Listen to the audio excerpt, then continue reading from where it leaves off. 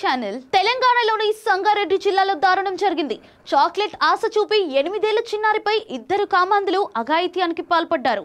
నిందితులను పట్టుకొని దేహశుద్ధి చేశారు స్థానికులు. సంగారెడ్డి మండలంలోని ఫనల్వాదిలో ఈ ఘటన చోటు చేసుకుంది. ఈ క్రమంలో గురువారం సాయంత్రం ఇంటి బయట ఆడుకుంటున్న 8 ఏళ్ల చిన్నారిపై ఇద్దరు కన్నేశారు.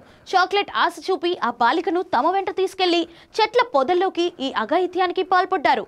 కాసేపటికి చిన్నారి కేకలు వేయడంతో విన్న స్థానికులు అక్కడికి చేరుకున్నారు. దీంతో అక్కడి నుంచి పారిపోవడానికి ప్రయత్నించిన ఇద్దరు కామాంధులను పట్టుకొని దేహశుద్ధి చేసి పోలీసులకు అప్పగించారు. నిందితులు ఇద్దరు బాగా తాగి ఈ అఘాయిత్యానికి పాల్పడినట్లుగా తెలుస్తుంది. చిన్నారిని ప్రభుత్వ ఆసుపత్రికి తరలించారు. ఆసుపత్రి వద్ద అర్ధరాత్రి హైడ్రామా నెలకొంది.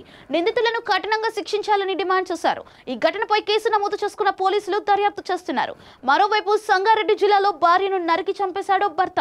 మద్యం మత్తులో భర్త గుండప్ప తన భార్య చంద్రమ్మను గొడ్డలితో నరికి హత్య చేశాడు. ఆలస్యంగా వెలుగులోకి వచ్చిన ఈ ఘటన స్థానికంగా కలకలం రేపింది.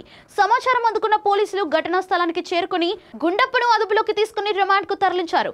గుండప్ప చంద్రమ్మ మధ్య తరచూ గొడవలు జరుగుతుండేవని స్థానికులు చెబుతున్నారు. కాగా వీరికి ఇద్దరు కూతుళ్లు, ఇద్దరు కొడుకులు ఉన్నారు. ఈ విధంగా సంగారెడ్డిలో వరుస దారుణాలు చోటు చేసుకునేసరికి స్థానికులు భయాందోళనకు గురవుతున్నారు. ఇక ఇటువంటి మరింత ఇన్ఫర్మేషన్ కోసం ఫాలో అయ్యి 23 ఛానల్.